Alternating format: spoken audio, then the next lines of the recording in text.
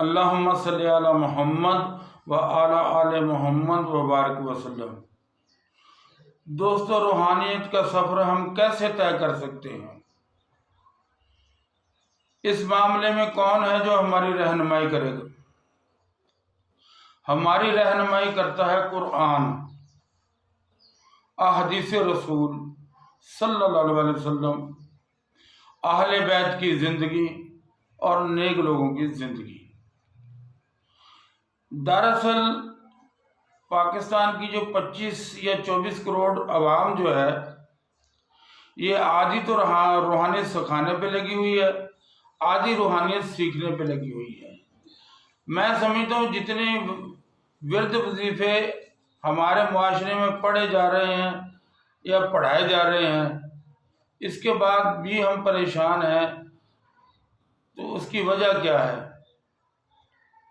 اس کی وجہ ایک ہی ہے کہ ہم صرف اور صرف سکھ تلاش کرتے ہیں، دکھوں سے ہم واسطہ رکھنا ہی نہیں چاہتے۔ دیکھیں، جب آپ اللہ تبارک تعالیٰ کے پسندیدہ بننا چاہتے ہیں، اللہ تبارک تعالیٰ کو اپنا محبوب رکھتے ہیں، اس کے رسول کو اپنا محبوب رکھتے ہیں، تو پھر قرآن تو یہ کہتا ہے کہ آپ کو قربانی تو دینی پڑے گی، آپ کو مال کی قربانی دینی پڑے گی، آپ کو اولاد کی قربانی دینی پڑے گی۔ اور جنہوں نے بھی اللہ کے نام پہ قربانی کی، اللہ تبارک تعالیٰ نے ان کا ذکر بلند کر دیا، جیسے اصحاب الکہف، کہف بھی پڑھتے ہیں۔ آپ یہ دیکھیں کہ وہ معمولی لوگ نہیں تھے، ایک تو ان میں بادشاہ کا داماد تھا، ایک سپہ سالار بھی تھا، ان 7 بندوں میں صرف ایک غریب آدمی تھا جو بکریاں چراتا تھا، لیکن انہوں نے اپنی عیش اور عشرت بھری زندگی کس کے نام پہ چھوڑی؟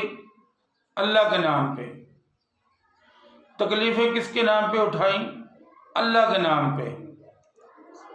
اس نے ان 7 دوستوں نے مل کر وقت کے فرعون کو چیلنج کر دیا، تو اللہ تبارک تعالیٰ نے ان کی محبت، جو ان کو محبت اپنے اللہ سے تھی، اس کے اس جذبے کو سامنے رکھتے ہوئے اس کو سارے معاملے کو قرآن مجید میں بیان کر دیا کہ یہ ہے میرے پسندیدہ لوگ۔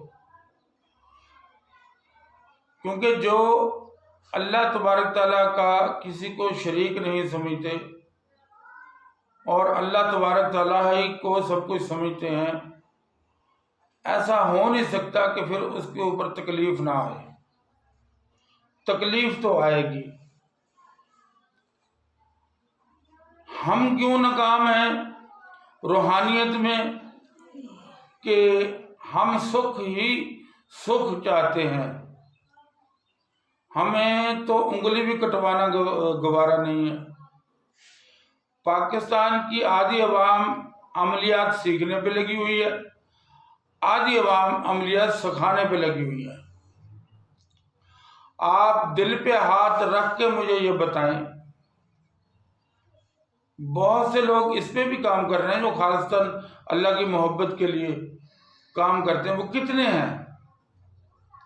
لیکن زیادہ تر جو ہوں گے وہ یہی ہوں گے، یہ طویل پہن لو، وہ کر لو، وہ کر لو، ایک رات میں کام، 1 گھنٹے میں کام، 1 منٹ میں کام۔ دوستو، یہ روحانیت نہیں ہے۔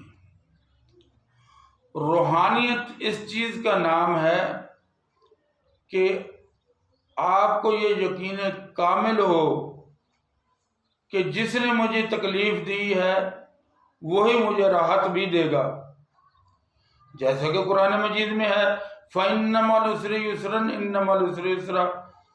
اللہ تبارک تعالیٰ ارشاد فرماتا ہے کہ تکلیف کے بعد آسانی ہے۔ دیکھو قرآن پاک میں اللہ تبارک تعالیٰ نے تکلیف کو پہلے ذکر کیا، آسانی کو بعد میں ذکر کیا۔ اب بندہ چاہے میں راہ سلوک پہ بھی چلوں، روحانیت کی راہ پہ بھی چلوں، اپنی روح کو بھی پاک کروں، اور پھر مجھ پہ کوئی تکلیف نہ آئے، ایسا نہیں ہو سکتا۔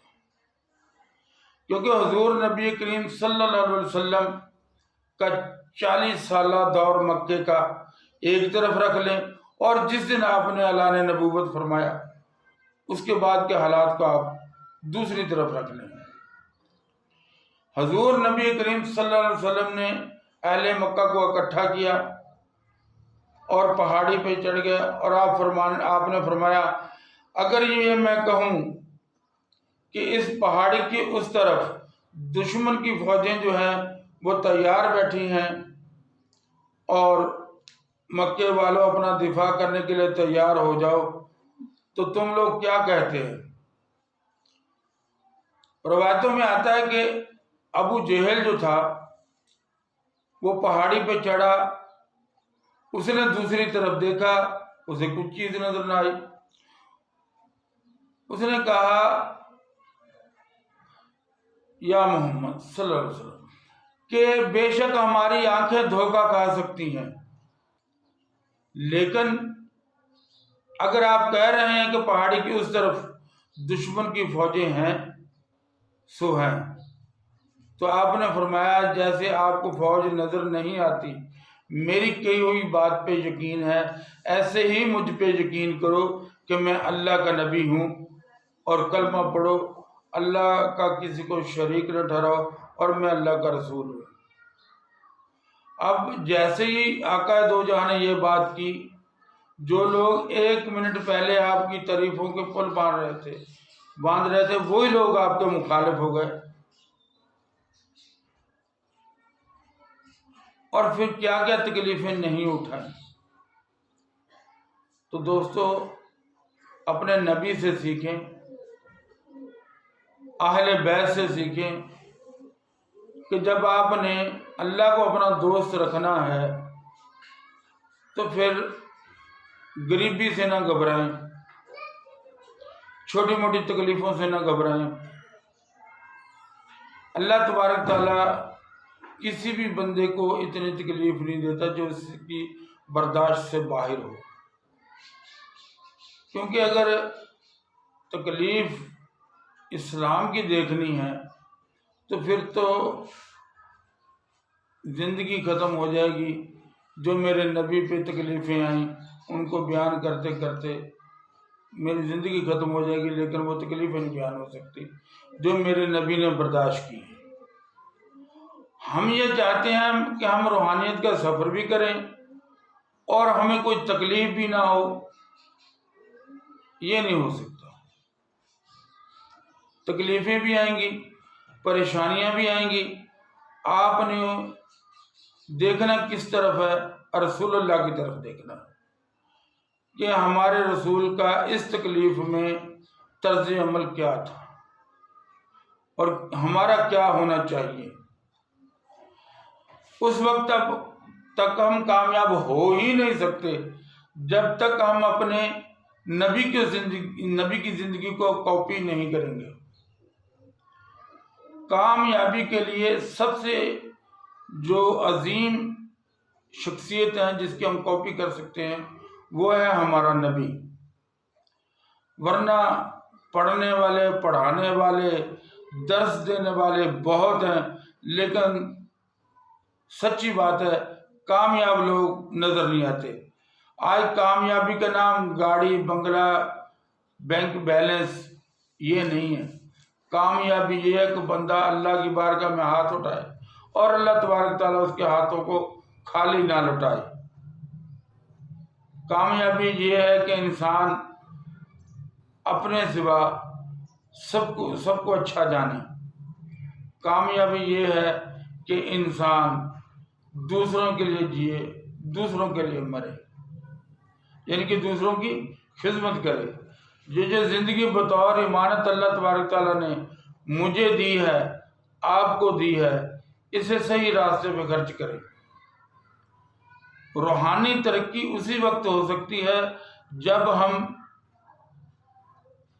اللہ اور اللہ کے رسول کی اطاعت کریں گے، اور اس کے بندوں سے محبت کریں گے اور قربانی کا جذبہ ہو۔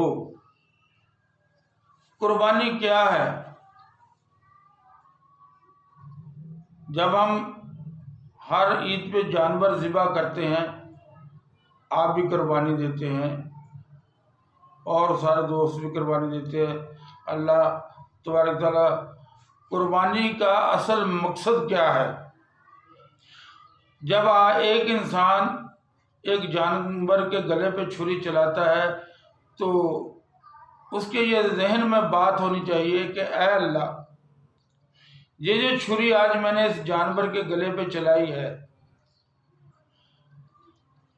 کل اس دین مبین کے لیے مجھے اپنی جان کی قربانی بھی دینی پڑی تو میں دریغ نہیں کروں گا، فوراً اپنی جان تیری بارگاہ میں پیش کر دوں گا۔ یہ ہے قربانی۔ سہولتیں بھی ہوں، ہمیں کوئی دکھ بھی نہ ہو، ہمیں کوئی تکلیف بھی نہ ہو، اور پھر روحانیت میں ترقی بھی ہو۔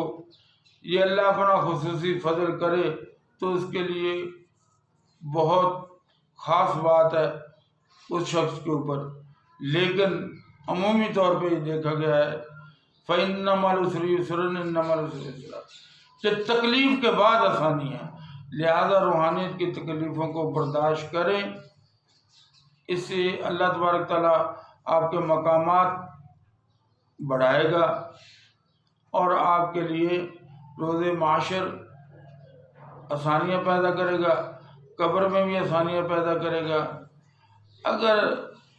اگر آپ اللہ کی مخلوق کی خدمت کریں گے تو اللہ تبارک تعالیٰ اس دنیا میں بھی اور اگلی دنیا میں بھی آپ کو کامیاب کر دے گا۔ تو میرے بات کرنے کا مقصد یہی ہے کہ روحانیت پہ چلنے والا آدمی جو ہے وہ دلیر ہونا چاہیے، نہ کہ بزدل۔ بزدل آدمی اس سفر کا مسافر نہیں ہو سکتا، کیونکہ تکلیفیں برداشت کرنا یہ بڑے دل والوں کا کام ہے، اور پھر روحانیت میں تو بہت تکلیفیں آتی ہیں۔ اللہ سے دعا ہے کہ جو کہا ہے اس پہ مجھے اور آپ کو عمل کرنے کی توفیق عطا فرمائے۔